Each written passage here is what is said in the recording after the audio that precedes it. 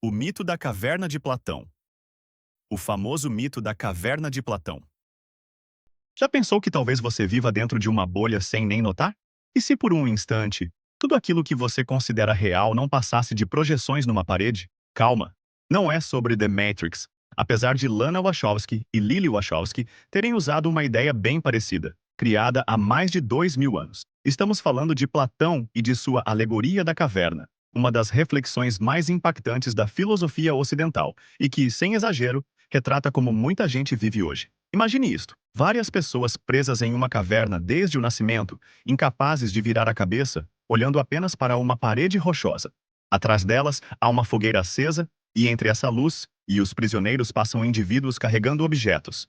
As sombras desses objetos são projetadas na parede, e os prisioneiros acreditam que aquilo é a própria realidade. Eles nomeiam essas sombras, criam narrativas sobre elas e até discutem qual delas é superior. Para eles, aquilo é o mundo. Agora entra o ponto crucial. E se um desses indivíduos fosse libertado? Se ele pudesse se virar e enxergar a fogueira, perceber os objetos reais e entender que passou a vida inteira observando apenas reflexos distorcidos? A reação inicial não seria iluminação espiritual, mas confusão, desconforto visual e talvez até revolta. Que absurdo é esse? Eu estava bem com aquilo que via, mas a história continua. Suponha que essa pessoa fosse levada para fora da caverna. A luz do sol, o mundo verdadeiro, árvores, céu, pessoas reais. No início, ela não suportaria e desejaria retornar, mas aos poucos, seus olhos se adaptariam. Então, pela primeira vez, ela enxergaria a realidade. E então, vem a reviravolta. Ela decide voltar para avisar os outros. Vocês estão enganados, aquilo que vemos são apenas sombras. Existe um mundo muito maior lá fora. E qual seria a reação? Os demais ririam, chamariam de loucura, diriam que ela perdeu a visão ao encarar o sol. Se insistisse demais, poderia até ser atacada, pois ninguém gosta de ter sua percepção questionada, principalmente quando ela é confortável. Platão não estava criando ficção. Ele estava descrevendo o comportamento humano. A caverna representa sua bolha de informação. As sombras são suas crenças herdadas, ideias nunca analisadas, o feed das redes sociais que reforça apenas o que você já acredita. A fogueira pode ser a mídia, a família ou até algoritmos que moldam sua visão do mundo. Você acha que pensa de forma independente? Vale reconsiderar. Quantas das suas opiniões são realmente suas? Quantas foram absorvidas pelo ambiente em que você cresceu? Se tivesse nascido em outro país, como o Irã, será que manteria as mesmas convicções? Provavelmente não. E ainda assim você defende ideias que podem ser apenas reflexos de influências externas. Pense em alguém que consome informações de uma única fonte e acredita que ela detém toda a verdade. Ou em quem nunca saiu da própria cidade, mas tem certezas absolutas sobre o mundo. Ou ainda, aquele parente que opina sobre tudo sem nunca ter estudado profundamente nenhum tema. Tudo isso são sombras. A questão é, se você fosse libertado agora, gostaria de sair da caverna? Porque, sendo sincero, lá dentro é confortável. Você entende as regras, reconhece os padrões e se sente seguro. Lá fora, a dúvida, complexidade e a necessidade de admitir erros. E isso incomoda. Aqui está o ponto mais duro da ideia de Platão. Mesmo que você descubra a verdade, dificilmente convencerá os outros. Tente explicar conceitos complexos para quem nunca refletiu sobre eles. Tente apresentar evidências para quem já decidiu no que acreditar. A reação será semelhante à dos prisioneiros: rejeição, desdém e até hostilidade. Afinal, questionar a realidade de alguém é ameaçar sua segurança mental. O próprio mentor de Platão, Sócrates, foi condenado por desafiar crenças estabelecidas. Sair da caverna pode ter um custo alto, social e emocional. Mas permanecer nela também tem seu preço. Você vive acreditando em ilusões sem perceber.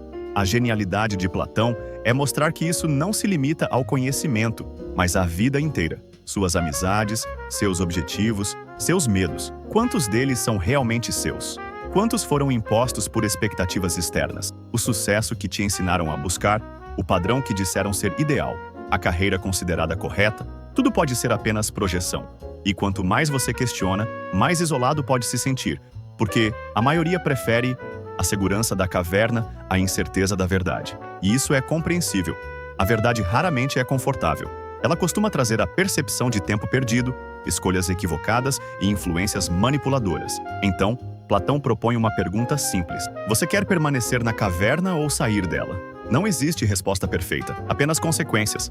Ficar significa viver em uma ilusão confortável. Sair significa encarar uma realidade difícil, muitas vezes solitária e incompreendida. Mas há um detalhe essencial. Depois de enxergar a verdade, não é possível voltar a ignorá-la. A ignorância deixa de ser uma opção. E talvez isso seja o mais próximo da liberdade que podemos alcançar. Não a liberdade de fazer qualquer coisa, mas a de perceber o mundo sem distorções, sem ilusões, sem correntes invisíveis. O existencialismo de Jean-Paul Sartre. Aquilo que você evita encarar. Jean-Paul Sartre estava em um café em Paris, cenário típico para um pensador francês, quando chegou a uma das conclusões mais inquietantes possíveis. Você é totalmente, absolutamente e inevitavelmente livre. E isso não é algo confortável. É perturbador, porque liberdade total implica responsabilidade total. Cada decisão, cada ação ou omissão, cada escolha ou fuga, tudo é sua responsabilidade. Não é culpa de Deus, nem do destino, nem da sua criação, nem da sociedade. É sua. E a maioria das pessoas prefere evitar essa ideia. Vamos ao ponto central. A existência vem antes da essência. Parece complexo, mas é direto. Pense em um objeto, como uma cadeira. Primeiro alguém define o que ela é. Depois ela é construída. Com seres humanos é o contrário. Você nasce sem definição prévia. Não existe um manual dizendo quem você será. Você simplesmente existe e, ao longo da vida, constrói quem é por meio das suas escolhas. Mas assumir isso é difícil. É mais fácil acreditar que você já nasceu com características fixas. Frases como "eu sou assim mesmo" são formas de escapar da responsabilidade. Segundo Jean-Paul Sartre, isso não se sustenta. Você se torna quem é a partir do que faz repetidamente. E admitir isso pode ser desconfortável. Por isso surgem justificativas, rótulos, histórias pessoais e explicações que aliviam o peso das escolhas. Jean-Paul Sartre chamou isso de má-fé. É quando você nega sua liberdade para evitar responsabilidade. Um exemplo clássico é o garçom que se reduz ao próprio papel. Ele age como se não tivesse alternativa, como se fosse apenas aquilo. Mas, na verdade, ele escolhe agir assim. É mais fácil dizer, "é meu trabalho", do que admitir que está tomando decisões por necessidade ou medo. A primeira versão remove responsabilidade. A segunda exige consciência. Jean-Paul Sartre dizia que o ser humano está condenado a ser livre. Não escolhemos existir, mas uma vez aqui, somos obrigados a escolher constantemente. Cada escolha define quem somos. Até não escolher já é uma escolha. Pense em alguém que permanece em um relacionamento prejudicial. Pode haver várias justificativas, mas permanecer ainda é uma decisão. Todos os dias essa pessoa opta por continuar. E no fundo, ela sabe disso.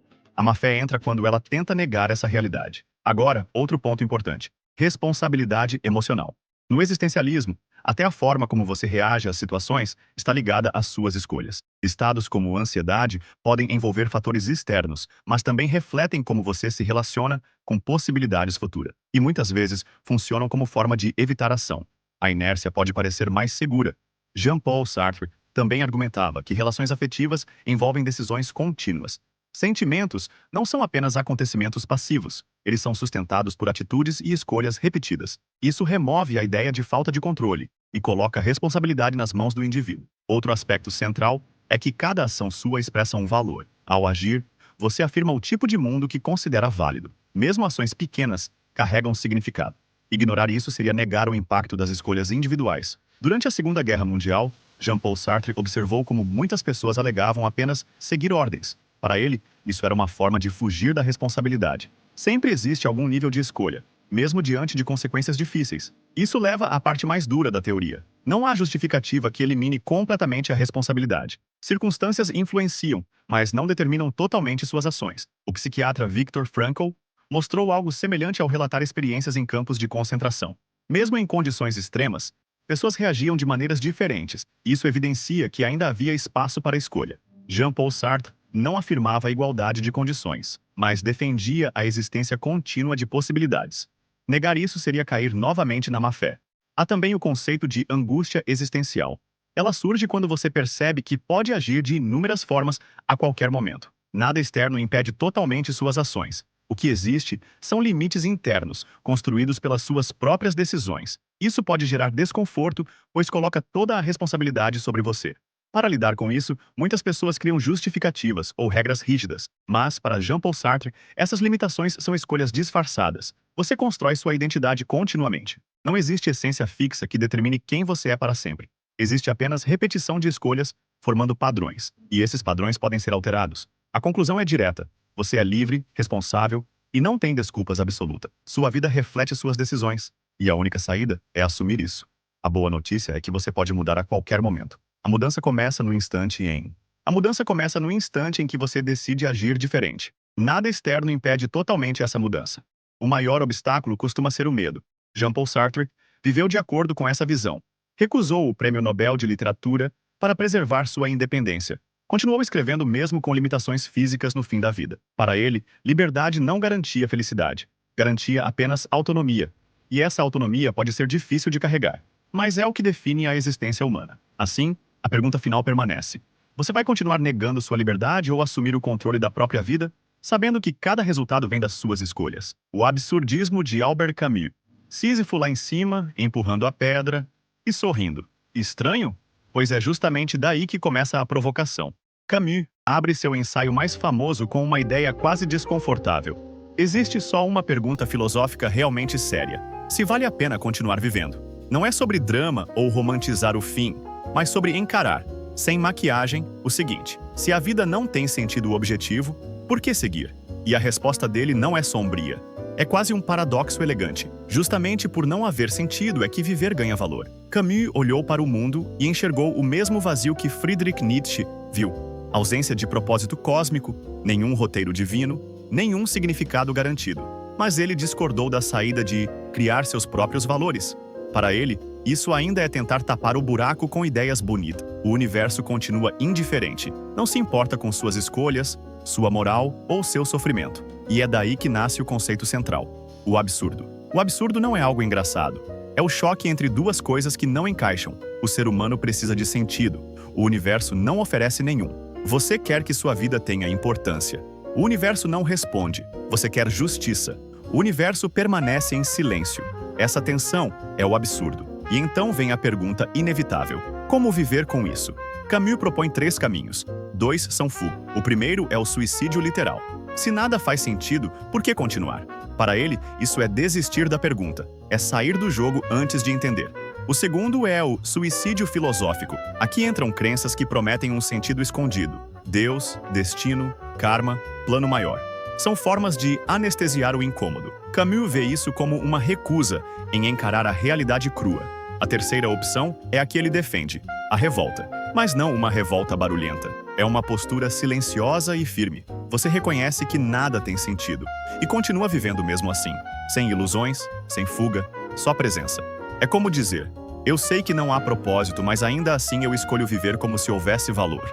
E aí entra Sísifo. Na mitologia, ele foi condenado a empurrar uma pedra-montanha acima eternamente. Sempre que chega ao topo, ela rola de volta. Um esforço infinito e inútil. Camus olha para isso e solta a frase que vira a chave: devemos imaginar Sísifo feliz. Por quê? Porque Sísifo é consciente. Ele sabe que não há recompensa. Não há fim glorioso. E mesmo assim continua. Quando ele desce a montanha para recomeçar, existe um instante de lucidez. E nesse instante, ele aceita sua condição. Ao parar de esperar um final, ele se liberta. A pedra deixa de ser punição e vira escolha. E aí vem o golpe. Você é Sísifo. Seu trabalho que nunca resolve tudo. Seus problemas que sempre retornam. Seus objetivos que, quando alcançados, viram outros. Não existe linha de chegada definitiva, só ciclos. Então por que continuar? Porque o sentido não está no topo, está no empurrar. Camus basicamente diz: pare de esperar que a vida faça sentido. Pare de adiar a felicidade para quando eu conseguir X. Esse X sempre muda. A liberdade está em viver agora, mesmo sem garantia. Ele viveu isso na prática. Cresceu pobre, perdeu o pai cedo, enfrentou doença, guerra, caos. Tinha motivos suficientes para desistir de tudo, mas escolheu o contrário: viver intensamente apesar do absurdo. Para ele, quando nada tem valor absoluto, tudo que você escolhe valorizar ganha peso. Ele também fala do homem absurdo, alguém que vive o presente com intensidade, sem depender de depois que vai salvar tudo. Não existe depois salvador, só o agora. E ele dá exemplos curiosos: o sedutor que vive vários amores sem buscar o amor perfeito. O ator que experimenta várias vidas no palco, mesmo sabendo que nada fica. O artista que cria, mesmo sabendo que sua obra vai desaparecer. O valor está na experiência, não na permanência. Camus morreu jovem, no meio da própria história. E isso, de certo modo, combina com tudo que ele defendia. Não existe final organizado, só o ato de viver enquanto dá. No fim, a mensagem é simples e brutal: o universo não te deve sentido. não garante justiça, não promete recompensa. Você pode ver isso como tragédia ou como liberdade, porque se nada tem significado fixo, você pode escolher o que importa para você. E essa escolha, mesmo pequena, vira um ato de rebeldia. Você não vence o absurdo, ninguém vence, mas pode se recusar a ser esmagado por ele. E isso já é vitória. Agora, sem drama e sem desculpa, volta para sua pedra.